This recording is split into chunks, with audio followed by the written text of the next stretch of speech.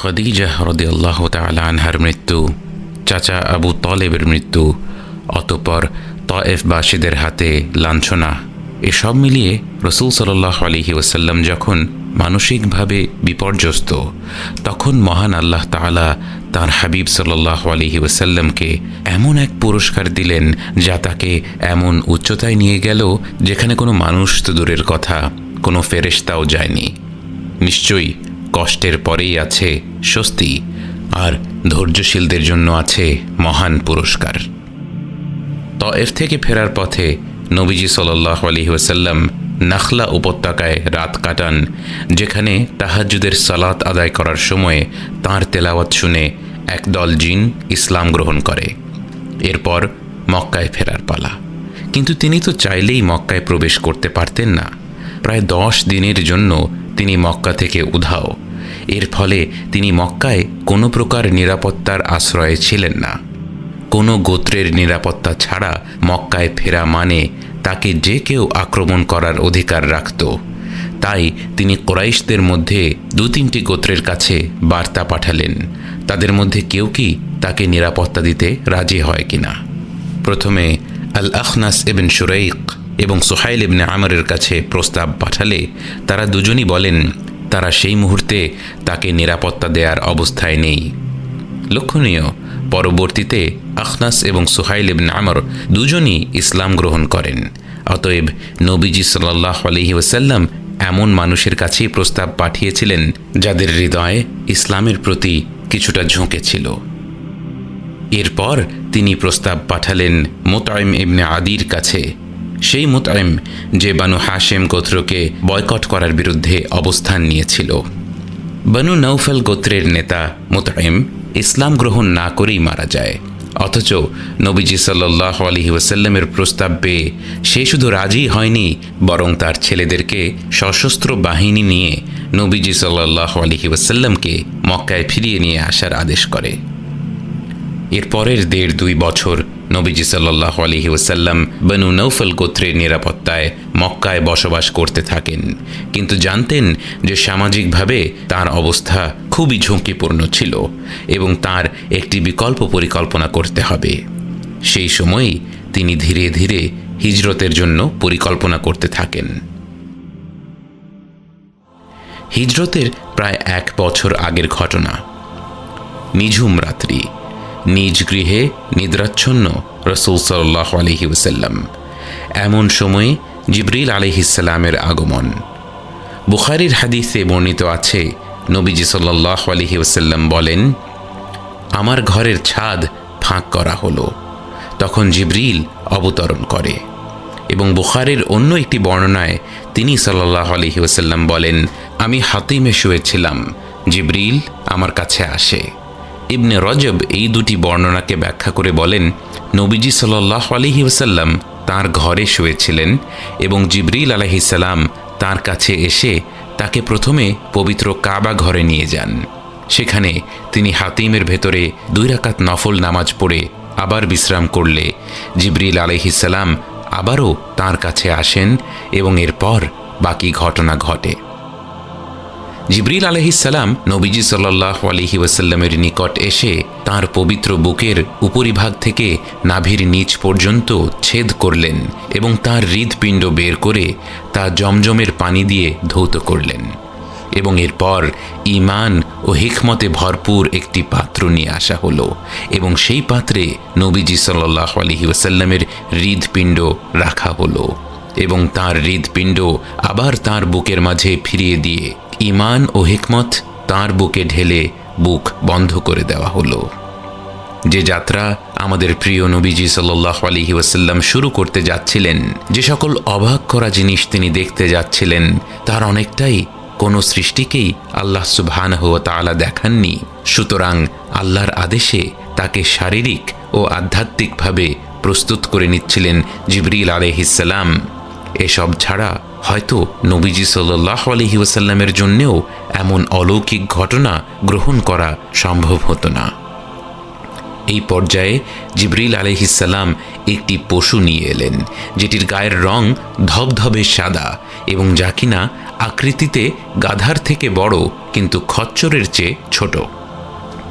এটিই ছিল রসূল সাল্লাল্লাহু আলাইহি ওয়াসাল্লামের বাহন, যার নাম বুরাক। বুরাক অর্থ হল বিদ্যুৎ গতি। রসূল সাল্লাল্লাহু আলাইহি ওয়াসাল্লাম ইরশাদ করেছেন, বুরাকের এক একটি পদক্ষেপ যত দূর দুচোখ যায় তত দূর পর্যন্ত যেত। বুরাককে নিয়ে কিছু ভুল ধারণাও মানুষের রয়েছে।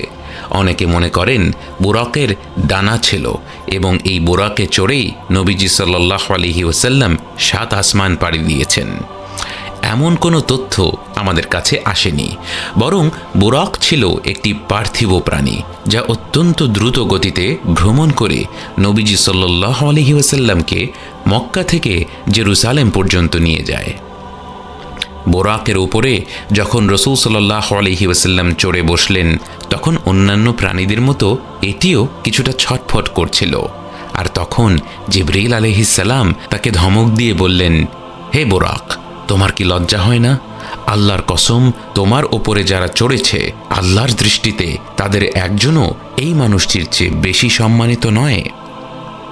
জিবরাইল আলাইহিস সালামের এই কথা থেকে আমরা বুঝতে পারি, নবীজি সাল্লাল্লাহু আলাইহি ওয়াসাল্লামের আগেও আল্লাহর নির্দিষ্ট কিছু বান্দা বোরাকে চড়ে ভ্রমণ করেছিলেন এবং আল্লাহই ভালো জানেন তারা কারা ছিলেন। বিদ্যুৎ গতির বোরাকে চড়ে নবীজি সাল্লাল্লাহু আলাইহি ওয়াসাল্লাম প্রথমে গেলেন বাইতুল মাকদিসে। লক্ষণীয় ব্যাপার হলো, সে সময় বাস্তবে বাইতুল মাকদিসে কোনো মসজিদই ছিল না, কারণ তখন জেরুজালেম ছিল রোমানদের দখলে এবং তারা সেই পুরো এলাকাটিকে একটি আবর্জনার স্তূপে পরিণত করেছিল।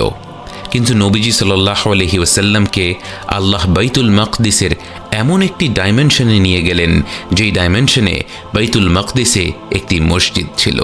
সেই মসজিদের বাইরে পশুদের জন্য নির্ধারিত স্থানও ছিল, যেখানে তিনি সাল্লাল্লাহু আলাইহি ওয়াসাল্লাম বোরাককে বেঁধে ভেতরে প্রবেশ করলেন।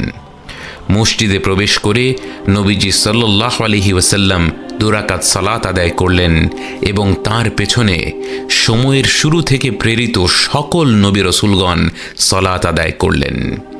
এই ঘটনাটি পুনরায় নিশ্চিত করে যে নবীজি সাল্লাল্লাহু আলাইহি ওয়াসাল্লাম ইতোমধ্যে বাস্তবতার যে জগৎটিকে আমরা উপলব্ধি করি তা পার হয়ে গায়বের এক বাস্তবতায় প্রবেশ করে ফেলেছিলেন এবং সেখানে তিনি সাল্লাল্লাহু আলাইহি ওয়াসাল্লাম সকল নবী রাসূলদের ইমামতি করলেন এবং পরবর্তীতে তিনি বর্ণনা করে বলেন, তিনি সেখানে মূসা আলাইহিস সালামকে দেখেছিলেন, যিনি শানুআহ গোত্রের মানুষদের মতো ছিলেন, এবং সেখানে ছিলেন ঈসা আলাইহিস সালাম, যিনি কিছুটা ককেশীয় বর্ণের ছিলেন এবং তার চুল খানিকটা ভেজা ছিল এবং গঠনে তিনি মূসা আলাইহিস সালামের চেয়ে কিছুটা ছোটখাটো ছিলেন। এবং এরপর তিনি ইব্রাহিম আলাইহিস সালামকে দেখলেন এবং ইব্রাহিম আলাইহিস সালামের চেহারা যেন অবিকল নবীজি সাল্লাল্লাহু আলাইহি ওয়াসাল্লামের মতনই ছিল। নামাজ শেষ হলে জিবরিল আলাইহিস সালাম 2টি পেয়ালা নিয়ে এলেন, একটিতে দুধ আর একটিতে মদ। জিবরিল বললেন, আপনার উম্মতের জন্য যে কোনো একটি বেছে নিন। রাসূল সাল্লাল্লাহু আলাইহি ওয়াসাল্লাম দুধ বেছে নিলেন। প্রিয় উম্মতের জন্য তার এই সুচিন্তিত নির্বাচন ছিল আল্লাহর পক্ষ থেকে তাঁর বান্দাদের প্রতি এক অপূর্ব নিয়ামত। পুষ্টির আধার এই দুধের এখন পর্যন্ত কোনো বিকল্প নেই। এবার এলো মহাকাশ ভ্রমণের পালা। জিবরিল আলাইহিস সালাম নবীজি সাল্লাল্লাহু আলাইহি ওয়াসাল্লামকে নিয়ে বাইতুল মাকদিস থেকে সরাসরি আকাশপানে আরোহণ করতে লাগলেন। এক পর্যায়ে জিবরিল আলাইহিস সালাম প্রথম আসমানের ফেরেশতাকে বললেন আকাশের দরজা খুলে দিতে। ফেরেশতা তার পরিচয় জানতে চাইল এবং জিজ্ঞেস করল তার সাথে কেউ আছে কিনা। তিনি বললেন, আমি জিবরিল এবং আমার সাথে আছে মুহাম্মদ সাল্লাল্লাহু আলাইহি ওয়াসাল্লাম। রক্ষী ফেরেশতা বলল, তাকে কি ডেকে পাঠানো হয়েছে? জিবরিল আলাইহিস সালাম বললেন, হ্যাঁ, এবং সাথে সাথেই প্রথম আসমানের দরজা খুলে গেল। এবং এভাবে করে জিবরিল আলাইহিস সালাম নবীজি সাল্লাল্লাহু আলাইহি ওয়াসাল্লামকে নিয়ে 7টি আসমান পাড়ি দিলেন। প্রতিটি আসমানের দ্বার প্রান্তে একজন রক্ষী ফেরেশতা নিয়োজিত ছিল এবং তারা প্রত্যেকে তাদের একই প্রশ্ন করে এবং তাদের জন্য সেই আসমান সমূহের দরজাগুলো খুলে দিল। প্রতিটি আসমানে নবীজি সাল্লাল্লাহু আলাইহি ওয়াসাল্লামের দেখা হলো এক একজন নবীর সাথে। বাইতুল মাকদিসে সকল নবীদের সাথে একসাথে সালাত আদায় করে তাদের মধ্যেই কিছু নবীর সাথে আবার আসমানে দেখা। এ থেকে ধারণা করা যেতে পারে আসমানের এই ডাইমেনশনটি হয়তো আবার বাইতুল মাকদিসের ডাইমেনশন থেকে ভিন্ন। প্রথম আসমানে রাসূল সাল্লাল্লাহু আলাইহি ওয়াসাল্লামের দেখা হলো আদম আলাইহিস সালামের সাথে। জিবরিল আলাইহিস সালাম পরিচয় করিয়ে দিয়ে রাসূল সাল্লাল্লাহু আলাইহি ওয়াসাল্লামকে বললেন সালাম পেশ করতে। রাসূল সাল্লাল্লাহু আলাইহি ওয়াসাল্লামের সালামের উত্তরে আদম আলাইহিস সালাম তাঁকে বললেন, স্বাগতম হে আমার মহান সন্তান এবং মহান নবী। দ্বিতীয় আকাশে দেখা হলো ঈসা আলাইহিস সালাম এবং ইয়াহইয়া আলাইহিস সালামের সাথে। তাদেরকে সালাম পেশ করে চললেন তৃতীয় আসমানে। সেখানে দেখা হলো ইউসুফ আলাইহিস সালামের সাথে। চতুর্থ আকাশে দেখা হলো ইদ্রিস আলাইহিস সালামের সাথে। পঞ্চম আকাশে হারুন আলাইহিস সালামের সাথে। আর ষষ্ঠ আকাশে দেখা হলো মূসা আলাইহিস সালামের সাথে। এভাবে যেতে যেতে নবীজি সাল্লাল্লাহু আলাইহি ওয়াসাল্লাম পৌঁছে গেলেন সপ্তম আসমানে। সেখানে পৌঁছে রাসূল সাল্লাল্লাহু আলাইহি ওয়াসাল্লাম দেখতে পেলেন ইব্রাহিম আলাইহিস সালাম বাইতুল মামুরে হেলান দিয়ে বসে আছেন। বাইতুল মামুরকে বলা হয় আসমানের কাবা, যেখানে ফেরেশতাগণ আল্লাহর ইবাদত করে থাকেন এবং সেই ঘরটিকে তাওয়াফ করতে থাকেন এবং এর অবস্থান দুনিয়ার কাবা ঘরের সরাসরি উপরে। রাসূল সাল্লাল্লাহু আলাইহি ওয়াসাল্লাম ইব্রাহিম আলাইহিস সালামকে সালাম পেশ করলেন। ইব্রাহিম আলাইহিস সালাম নবীজি সাল্লাল্লাহু আলাইহি ওয়াসাল্লামকে স্বাগত জানালেন আর বললেন যে তার পক্ষ থেকে উম্মতে মুহাম্মাদের জন্য সালাম। অর্থাৎ ইব্রাহিম আলাইহিস সালাম আমাদেরকে সালাম জানিয়েছেন। তিনি আমাদের উদ্দেশ্যে উপদেশ দিয়ে বললেন, জান্নাতের মাটি অনেক উর্বর, কিন্তু এটি এখনো বিরান ভূমি। সুতরাং মানুষ যেন তাতে গাছ রোপণ করে। আর জান্নাতে গাছ রোপণের পদ্ধতি হল আল্লাহর জিকির করা, সুবহানাল্লাহ, আলহামদুলিল্লাহ, আল্লাহু আকবার, যার প্রতিটি শব্দ উচ্চারণে জান্নাতে একটি করে গাছ উৎপন্ন হবে আর ঈমানদারগণের জন্য এর ফল নিশ্চিত। এরপর রাসূলুল্লাহ সাল্লাল্লাহু আলাইহি ওয়াসাল্লামের সাথে দেখা হলো মালিক নামের ফেরেশতার সাথে। মালিক হলো জাহান্নামের দরজার রক্ষী। মালিক যথাযথ আদবের সাথে রাসূল সাল্লাল্লাহু আলাইহি ওয়াসাল্লামকে সালাম দিলেন। সবার সাথে দেখা হওয়ার সময় প্রত্যেকের মুখ ছিল হাস্যোজ্জ্বল, শুধুমাত্র মালিকের মুখটা ছিল গম্ভীর। নবীজি সাল্লাল্লাহু আলাইহি ওয়াসাল্লাম তাঁর গম্ভীর মুখের ব্যাপারে জিবরিল আলাইহিস সালামকে জিজ্ঞেস করলেন এবং তিনি বললেন, তাকে সৃষ্টি করার পর থেকে সে কখনো হাসেনি। সে যদি কারো জন্য হাসতে সক্ষম হতো সেটা তুমিই হতে। এবং এরপর নবীজি সাল্লাল্লাহু আলাইহি ওয়াসাল্লাম তাঁর আরোহণ চালিয়ে গেলেন এবং অবশেষে তিনি দেখতে পেলেন সিদরাতুল মুনতাহা। এটি এমন একটি গাছ যার শুরু ষষ্ঠ আকাশে, কিন্তু তার শেষ সপ্তম আকাশের শেষ প্রান্তে। অপার্থিব সৌন্দর্যমণ্ডিত এই সিদরাতুল মুনতাহার ফলগুলো ছিল অগণিত স্বর্ণবর্ণ প্রজাপতি দ্বারা ঘেরা। নবীজি সাল্লাল্লাহু আলাইহি ওয়াসাল্লাম বলেন, এর ফলগুলো ছিল হাজারের লোকদের পানির পাত্রের ন্যায় প্রকাণ্ড, আর এর পাতাগুলো ছিল হাতির কানের মতো বড়।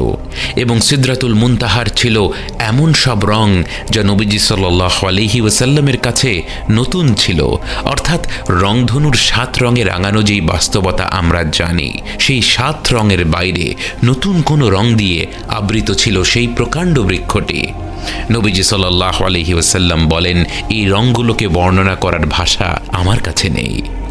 মুসলিমের হাদিসে এসেছে, পৃথিবী থেকে যা কিছু আসমানে উঠে আসে, যেমন দোয়া, সালাত, ভালো কাজ, ভালো কথা, সব কিছু সিদরাতুল মুনতাহায় এসে পৌঁছয় এবং সিদরাতুল মুনতাহা সে সব কিছু শোষণ করে নেয়।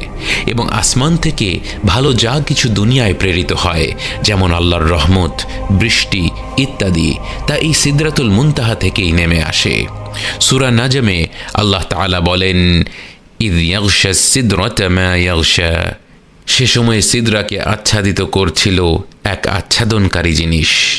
মা যাগাল বাসরু ওয়া মা তাগা, দৃষ্টি ঝলসেও যায়নি কিংবা সীমা অতিক্রম করেনি। লাকাদ রাআ মিন আয়াতি রাব্বিহিল কুবরা, সে তার রবের বড় বড় নিদর্শনসমূহ দেখেছে। রাসূল সাল্লাল্লাহু আলাইহি ওয়াসাল্লাম ইরশাদ করেছেন যে তিনি সিদরাতুল মুনতাহার গোড়া থেকে 4টি নদী প্রবাহিত হতে দেখেছেন, যার মধ্যে 2টি হল আল কাউসার আর সালসাবিল, যা কিনা জান্নাতের সাথে সংযুক্ত আছে, আর বাকি 2টি হল নীল নদ আর ইউফ্রেটিস বা ফোরাত নদী, যে 2টি নদী দুনিয়ার জমিনে প্রবাহিত। প্রাচীন যত সভ্যতার গোড়াপত্তন হয়েছিল তার সবই হয়েছে এই 2টি বরকতময় নদীকে কেন্দ্র করে, যার উৎপত্তি স্থল হল সিদরাতুল মুনতাহা। জিবরিল আলাইহিস সালাম শুরু থেকেই রাসূল সাল্লাল্লাহু আলাইহি ওয়াসাল্লামের সাথে ছিলেন, এবং তখন তিনি কি রূপে ছিলেন তা আল্লাহই জানেন। সিদরাতুল মুনতাহা দেখার পর রাসূল সাল্লাল্লাহু আলাইহি ওয়াসাল্লাম জিবরিল আলাইহিস সালামকে তাঁর আসল রূপে দেখতে পেলেন। তাঁর 600টি পাখা, যা দিয়ে অনবরত মণিমুক্তা ঝরে পড়ছে, দিগন্ত বিস্তৃত তার আকৃতি। রাসূল সাল্লাল্লাহু আলাইহি ওয়াসাল্লাম নবুয়ত প্রাপ্তির শুরুর দিকে একবার জিবরিল আলাইহিস সালামকে তাঁর আসল রূপে দেখেছিলেন, এবং দ্বিতীয়বার হলো এই মেরাজের রাত্রিতে। অথচ এই মহান জিবরিল আলাইহিস সালামকে বর্ণনা করেই নবীজি সাল্লাল্লাহু আলাইহি ওয়াসাল্লাম বলেন, মেরাজের রাতে জিবরাইলকে দেখে মনে হচ্ছিল সে যেন এক জীর্ণ ন্যাকড়া, অর্থাৎ আল্লাহর এত নিকটে এসে স্বয়ং জিবরাইল আলাইহিস সালাম মহান আল্লাহ তাআলার উপস্থিতি ও নৈকট্যের উপলব্ধিতে এতটা ভয়াভিভূত হয়ে গিয়েছিলেন যে দিগন্ত বিস্তৃত 600 ডানা বিশিষ্ট আল্লাহর এই মহিমান্বিত ফেরেশতাকে দেখে মনে হচ্ছিল তিনি এক টুকরো জরাজীর্ণ ন্যাকড়া। সুবহানাল্লাহ। সহিহ মুসলিমের হাদিসে বর্ণিত আছে যে সূরা বাকারার শেষ 2টি আয়াত নাজিল হয় এখানেই। এই 2টি আয়াত আল্লাহ তাআলার আরশের ধনভাণ্ডার থেকে দেওয়া বিশেষ একটি উপহার। যে ব্যক্তি এই 2টি আয়াত প্রতিদিন রাতে পাঠ করবে তার জন্য দুনিয়ার আর কোনো কিছুই প্রয়োজন হবে না, তার জন্য এই আয়াত 2টি যথেষ্ট। সিদরাতুল মুনতাহা পার হয়ে এবার আরও উপরে যাবার পালা, ইসরা ও মেরাজের মূল উদ্দেশ্য পূরণের পালা, এবং এ যাত্রা নবীজি সাল্লাল্লাহু আলাইহি ওয়াসাল্লাম একাই আরোহণ করবেন, কারণ সৃষ্টি জগতের আর কারো সিদরাতুল মুনতাহা পার হয়ে যাবার অনুমতি নেই, এমনকি জিবরাইল আলাইহিস সালামেরও নেই। মহাবিশ্ব বলতে আমরা যা জানি তার সবটুকুকেই বলা হয় প্রথম আসমানের অংশ, যেহেতু আল্লাহ তাআলা সূরা মুলকে বলেছেন, ওয়ালাকাদ যায়্যানাস সামাআদ দুনিয়া বিমাসাবিহ, আমি নিকটবর্তী আকাশকে প্রদীপমালা দিয়ে সুসজ্জিত করেছি। অতএব যতদূর পর্যন্ত নক্ষত্রমালা আছে তার সবটুকুই সামাআদ দুনিয়ার, অর্থাৎ সবচেয়ে নিম্নের আসমানের অংশ। এবং নবীজি সাল্লাল্লাহু আলাইহি ওয়াসাল্লামের অন্য এক হাদিস থেকে আমরা জানতে পারি, প্রথম আসমানের তুলনায় দ্বিতীয় আসমান ততটাই বড় একটি আংটির তুলনায় একটি মরুভূমি যতটা বড়, এবং এরপর ক্রমে প্রতিটি আসমান তার নিম্নের আসমানের চেয়ে একই অংশে বড়। এভাবে করে 7 আসমান পাড়ি দিয়ে সৃষ্টি জগতের শেষ প্রান্তে অবস্থিত সিদরাতুল মুনতাহা, যার শেকড়গুলো কিনা 6ষ্ঠ আসমান থেকে আরম্ভ হয় এবং বৃক্ষটি 7ম আসমানের শেষ পর্যন্ত ছড়িয়ে আছে, এই দৃশ্যগুলো কেমন আমাদের পক্ষে কল্পনা করা সম্ভব নয়। যেই সিদরাতুল মুনতাহার রং বর্ণনা করতে গিয়ে নবীজি সাল্লাল্লাহু আলাইহি ওয়াসাল্লাম বলেছেন এর রং ভাষায় প্রকাশ করা সম্ভব নয়, সেই সিদরাতুল মুনতাহা পার হয়ে তিনি কি দেখলেন তা নিশ্চয়ই আমাদের বর্ণনা করার ভাষা নেই, এবং বর্ণনা করলেও তা হয়তো আমাদের পক্ষে বোঝা সম্ভব নয়। বরং নবীজি সাল্লাল্লাহু আলাইহি ওয়াসাল্লাম আমাদের এতটুকুই জানিয়েছেন যে তিনি এরপর আল্লাহর আরশের এতটাই কাছে পৌঁছে গেলেন যে তিনি শুনতে পেলেন আল্লাহর নির্দেশনায় কলমের লিখে চলার শব্দ। এটি সেই কলম যা আল্লাহ তাআলা সর্বপ্রথম সৃষ্টি করেছিলেন এবং যাকে আদেশ করেছিলেন সময়ের শুরু থেকে শেষ পর্যন্ত যা কিছু ঘটবে সব লিখে রাখতে। এরপর নবীজি সাল্লাল্লাহু আলাইহি ওয়াসাল্লামের আল্লাহর সাথে সাক্ষাতের পালা। কেমন ছিল সেই সাক্ষাৎ? তার তার সবচেয়ে প্রিয়, সবচেয়ে ভালোবাসার সৃষ্টিকে 7 আসমান পাড়ি দিয়ে নিজের কাছে নিয়ে এসে প্রথম কি কথা উচ্চারণ করেছিলেন রব্বুল আলামিন? এবং তার উত্তরেই বা কি বলেছিলেন নবীজি সাল্লাল্লাহু আলাইহি ওয়াসাল্লাম? কিছু কথা জানার জন্য আমরা প্রস্তুত নেই। নবীজি সাল্লাল্লাহু আলাইহি ওয়াসাল্লামের আল্লাহর সাথে তার সাক্ষাতের ব্যাপারে আমাদের ততটুকুই জানিয়েছেন যতটুকু আমাদের জান্নাত পাওয়ার জন্য কাজে লাগবে। বাকিটা জানতে হলে জান্নাতে গিয়েই জানা যাবে ইনশাআল্লাহ। এই কথোপকথনের সময় কি আল্লাহর রাসূল সাল্লাল্লাহু আলাইহি ওয়াসাল্লাম আল্লাহকে দেখেছিলেন? এ বিষয়ে উলামাদের মাঝে দ্বিমত রয়েছে এবং এই দ্বিমত সাহাবাদের সময় থেকেই রয়েছে। আমাদের জন্য যা গুরুত্বপূর্ণ তা আমাদেরকে রাসূল সাল্লাল্লাহু আলাইহি ওয়াসাল্লাম জানিয়ে দিয়েছেন। আল্লাহর সাথে সাক্ষাৎ শেষে ফিরে আসার সময় দেখা হলো মূসা আলাইহিস সালামের সাথে। তিনি রাসূল সাল্লাল্লাহু আলাইহি ওয়াসাল্লামকে জিজ্ঞেস করলেন যে আল্লাহর কাছ থেকে তিনি কি নিয়ে এসেছেন, এবং রাসূল সাল্লাল্লাহু আলাইহি ওয়াসাল্লাম উত্তরে বললেন, প্রতিদিন 50 ওয়াক্ত সালাত। মূসা আলাইহিস সালাম রাসূল সাল্লাল্লাহু আলাইহি ওয়াসাল্লামকে আল্লাহর কাছে ফিরে যাওয়ার উপদেশ দিলেন, যেন তিনি সালাতের পরিমাণ কমিয়ে আনেন, কারণ এটি উম্মতে মুহাম্মাদের জন্য কষ্টসাধ্য হবে। নবীজি সাল্লাল্লাহু আলাইহি ওয়াসাল্লাম আল্লাহর কাছে ফিরে গিয়ে সালাত কমিয়ে আনার আহ্বান জানালে আল্লাহ তা কমিয়ে 45 ওয়াক্তে নিয়ে আসেন। আবারও ফেরার পথে মূসা আলাইহিস সালাম উপদেশ দিলেন তিনি যেন আল্লাহর কাছে আবারও অনুরোধ করেন সালাত কমিয়ে আনার জন্য। এভাবে করে কয়েকবার আসা যাওয়া করতে করতে যখন সালাতের পরিমাণ দৈনিক 5 ওয়াক্তে নেমে এলো, তখন মূসা আলাইহিস সালাম আবারও বললেন সালাতের সংখ্যা আরও কমিয়ে আনতে। কিন্তু তখন রাসূল সাল্লাল্লাহু আলাইহি ওয়াসাল্লাম বললেন, আমি আবারও এই বিষয় নিয়ে আল্লাহর সাথে কথা বলতে বিব্রত বোধ করছি, আমি এই পরিমাণ সালাতে সন্তুষ্ট। আর তখনই আল্লাহ সুবহানাহু ওয়া তাআলার পক্ষ থেকে ঘোষণা আসলো যে তার বান্দার জন্য তিনি 5 ওয়াক্ত সালাতকে ফরজ করে দিলেন, এবং এই 5 ওয়াক্ত সালাত আদায়ের মর্যাদা হবে 50 ওয়াক্ত সালাত পড়ার সমতুল্য। ভেবে দেখুন, সালাতের গুরুত্ব এত বেশি যে আল্লাহ সুবহানাহু ওয়া তাআলা তা জিবরিল আলাইহিস সালামের মাধ্যমে ওয়াহী নাজিল না করে স্বয়ং রাসূল সাল্লাল্লাহু আলাইহি ওয়াসাল্লামকে সপ্তম আসমানের উপরে আমন্ত্রণ করে নিয়ে এসে তাকে সরাসরি এই ইবাদতের হুকুম দেন। তবে একটা ব্যাপার ভেবে দেখুন, আল্লাহ তো 50 ওয়াক্ত সালাতের হুকুম দেওয়ার আগে থেকেই জানতেন নবীজি সাল্লাল্লাহু আলাইহি ওয়াসাল্লাম ফিরে যাওয়ার পথে মূসা আলাইহিস সালামের সাথে দেখা করবেন এবং তার উপদেশে তিনি ফিরে এসে সালাত কমিয়ে আনার আবেদন করবেন, এবং অবশেষে নবীজি সাল্লাল্লাহু আলাইহি ওয়াসাল্লামের উম্মতের ওপর 5 ওয়াক্ত সালাতই ফরজ করা হবে।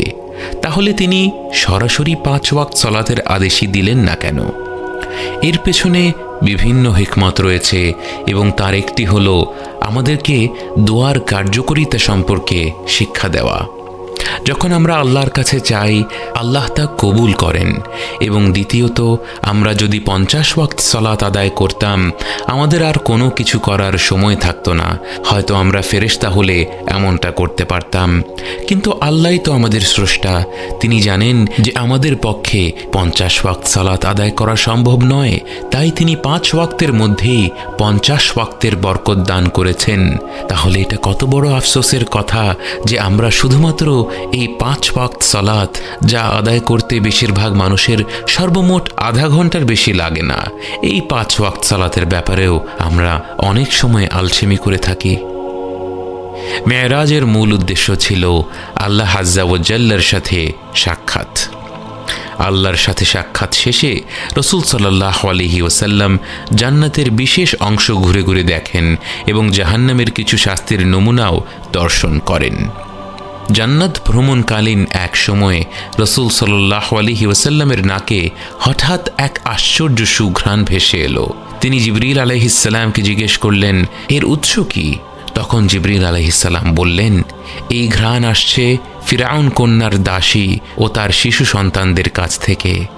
একদিন ফিরআউনের মেয়ের চুল আঁচড়াতে গিয়ে সেই দাসীর হাত থেকে তার চিরুনিটি পড়ে যায়। তখন তা তুলতে গিয়ে দাসী বিসমিল্লাহ বলেন। ফিরআউনের মেয়ে তাকে জিজ্ঞেস করল যে দাসী কি ফিরআউনকে স্মরণ করছে কিনা। দাসী বললেন, না, সে যার স্মরণ করছেন তিনি মহান আল্লাহ, সবার স্রষ্টা। ফেরাউনের কানে এই সংবাদ যাবার পর ফেরাউন সেই দাসী ও তার সবকটি সন্তান, এমনকি কোলের দুগ্ধপানকারী শিশুটিকেও গরম পানিতে পুড়িয়ে হত্যা করে। অতঃপর তারা জান্নাতের এত উঁচু স্থানে অবস্থান অর্জন করেছিলেন যে নবীজি সাল্লাল্লাহু আলাইহি ওয়াসাল্লাম তাদের না দেখেও তাদের সুবাস পেয়ে গিয়েছিলেন। জান্নাতের অপার সৌন্দর্য, জাহান্নামের বিভিন্ন শাস্তির নমুনা, দাজ্জালের চেহারা দর্শন, কিয়ামতের বিষয়ে ঈসা আলাইহিসসালামের সাথে আলোচনা ইত্যাদি সেরে দুনিয়াতে ফিরে চললেন রাসূল সাল্লাল্লাহু আলাইহি ওয়াসাল্লাম। জেরুজালেমে যেখানে বোরাককে তিনি বেঁধে রেখে গিয়েছিলেন, সেই বোরাকে চড়েই তিনি মক্কায় ফিরে চললেন। ফেরার পথে তিনি কোরাইশ গোত্রের মক্কাগামী 3টি কাফেলা দেখতে পেলেন। পথে মধ্যে তিনি এক জায়গায় পানি পান করলেন। তিনি আরও দেখলেন যে কাফেলার কিছু লোক তাদের হারানো উট খুঁজে বেড়াচ্ছে। পরদিন সকাল, কাবার পাশে বিচলিত চিন্তিত রাসূল সাল্লাল্লাহু আলাইহি ওয়াসাল্লাম বসে আছেন। আগের রাতের যে বিস্ময়কর ঘটনাগুলো ঘটেছে তা মক্কার মানুষদেরকে তিনি বলবেন কি করে, কিন্তু আল্লাহ তাকে আদেশ করেছেন ইসরার ঘটনা সবাইকে জানাতে। তিনি এভাবে চিন্তামগ্ন হয়ে বসেছিলেন এবং তখনই তার পাশ দিয়ে আবু জাহল হেঁটে যাচ্ছিল। সে নবীজি সাল্লাল্লাহু আলাইহি ওয়াসাল্লামকে চিন্তাগ্রস্ত অবস্থায় দেখে কৌতূহল নিয়ে জিজ্ঞেস করল, তোমার কি হয়েছে? সদা সত্যবাদী রাসূল সাল্লাল্লাহু আলাইহি ওয়াসাল্লাম বিগত রাতের ঘটে যাওয়া সব ঘটনা আবু জাহলকে খুলে বললেন। আবু জাহল যেন সোনার হরিণ খুঁজে পেল। সে খুব কষ্টে তার উল্লাস চেপে রেখে বলল, আমি যদি আরও মানুষকে জড়ো করি, তুমি কি তাদেরকে একইভাবে তোমার অভিজ্ঞতাগুলো বর্ণনা করবে? আবু জাহল অনতিবিলম্বে মক্কার জনগণকে কাবার প্রান্তরে আহ্বান করল, সবাই এদিকে আসো, একটি অত্যন্ত গুরুত্বপূর্ণ ঘোষণা আছে। সে নিশ্চিত এবার সবার সামনে নবীজি সাল্লাল্লাহু আলাইহি ওয়াসাল্লাম মিথ্যাবাদী প্রমাণ হবেন। সবাই জড়ো হওয়ার পর নবীজি সাল্লাল্লাহু আলাইহি ওয়াসাল্লাম বললেন, গত রাতে আমি বাইতুল মাকদিসে গিয়ে মসজিদুল আকসাতে সালাত আদায় করে এসেছি। লক্ষণীয়, এই পর্যায়ে তিনি শুধু ইসরার কথাই উল্লেখ করেছেন। মেয়ারাজের কথা তিনি সাল্লাল্লাহু আলাইহি ওয়াসাল্লাম শুধু মুসলিমদের কাছে উল্লেখ করাটাই বেশি সমীচীন মনে করেছিলেন। রাসূল সাল্লাল্লাহু আলাইহি ওয়াসাল্লাম যখন বললেন তিনি এক রাতে মক্কা থেকে জেরুজালেম এবং জেরুজালেম থেকে মক্কা ভ্রমণ করেছেন, তখন মক্কাবাসীদের মধ্যে বিচিত্রময় প্রতিক্রিয়া দেখা দেয়। কেউ কেউ একেবারে হতভম্ব, যে লোক সর্বদা সত্যি কথা বলতো সে সব কি বলছে। কেউ কেউ হাসাহাসি আরম্ভ করলো, আবার কেউ কেউ বিদ্রূপ করে তালি বাজাতে লাগলো। কিন্তু একদল লোক যারা পূর্বে জেরুজালেম গিয়েছিল তারা নবীজি সাল্লাল্লাহু আলাইহি ওয়াসাল্লামকে কিছু প্রশ্ন করতে আরম্ভ করলো। তুমি যে বলছো তুমি বাইতুল মাকদিসে গিয়েছো, তুমি কি তা বর্ণনা করতে পারবে? সে সময়ে জনসংখ্যা এত কম ছিল যে একটি শহরে মোটামুটি সবাই সবাইকে চিনত। তাই সবাই জানতো নবীজি সাল্লাল্লাহু আলাইহি ওয়াসাল্লাম তাদের জানা মতে কখনো জেরুজালেম যাননি, এবং যে ব্যক্তি জেরুজালেম সশরীরে যায়নি তার পক্ষে বাইতুল মাকদিসকে নিখুঁতভাবে বর্ণনা করা প্রায় অসম্ভব। তাদের প্রশ্ন শুনে নবীজি সাল্লাল্লাহু আলাইহি ওয়াসাল্লাম অনেকটা নার্ভাস হয়ে পড়লেন, কারণ বুরাকে চড়ে যখন তিনি মসজিদুল আকসায় পৌঁছেছিলেন সবকিছুই খুব তাড়াতাড়ি ঘটছিল। তিনি আশেপাশের সব খুঁটিনাটি বিষয়ে ওভাবে খেয়াল করে দেখেননি, এবং এমন একটি অলৌকিক অভিজ্ঞতার সময় এমনটা হওয়াটাই স্বাভাবিক। কিন্তু সেই মুহূর্তে আল্লাহর হুকুমে তার সামনে বাইতুল মাকদিসের একটি দৃশ্য ভেসে উঠল যা আর কেউ দেখতে পাচ্ছিল না, এবং সেই দৃশ্যে সেই সময়ের বাইতুল মাকদিসই দেখা যাচ্ছিল, এবং মক্কাবাসীরা বাইতুল মাকদিস নিয়ে খুঁটিনাটি যা যা প্রশ্ন করতে লাগলো তার প্রতিটির উত্তর নবীজি সাল্লাল্লাহু আলাইহি ওয়াসাল্লাম দিতে সক্ষম হলেন।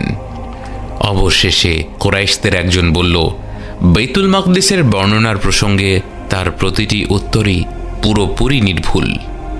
এই পর্যায়ে নবীজি সাল্লাল্লাহু আলাইহি ওয়াসাল্লাম বললেন, আমি তোমাদের আরও কিছু নিদর্শনও দিব। আমি কাল রাত ফেরার সময় 3টি কাফেলা পার হয়েছি। প্রথমটি হলো অমুকের কাফেলা যারা শীঘ্রই মক্কায় ফিরবে। দ্বিতীয়টি ছিল অমুকের কাফেলা এবং তারা একটি উট হারিয়েছে। এবং তৃতীয় কাফেলার মাঝে একটি বড় পানির কলস ছিল যা থেকে আমি নিজে পানি পান করেছিলাম। এবং সেই 3টি কাফেলা সম্পর্কে দেয়া প্রতিটি তথ্যই সত্য প্রমাণিত হলো। এবং আবু জাহল ফ্যাল করে তাকিয়ে দেখল যে নবীজি সাল্লাল্লাহু আলাইহি ওয়াসাল্লাম আজ লাঞ্ছিত হবে বলে সে আশা করেছিল, তার সত্যতা আরও দৃঢ়ভাবে প্রমাণিত হলো এবং সে তার সেই পুরনো অভিযোগে ফিরে গেল। এসব তো কালো জাদু ছাড়া আর কিছুই না। নবীজি সাল্লাল্লাহু আলাইহি ওয়াসাল্লাম তার ইসরার ঘটনা বর্ণনা করার সময়ে সেখানে আবু বকর রাদিয়াল্লাহু আনহু উপস্থিত ছিলেন না।